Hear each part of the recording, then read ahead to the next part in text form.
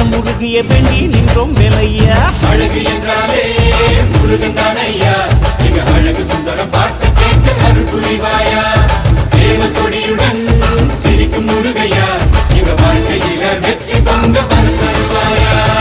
ஆறுபட வீடு கொண்ட முருகனுக்கு அரோகரா, அப்பானுக்கு பாடம் சொன்ன சுப்பனுக்கு அரோகரவும் பேர சொல்லி இந்த ஊரே வந்தோம். உன்னை தேடி வந்து எங்க உள்ளம் உருகிய வேண்டி நின்றோம் வேலையா.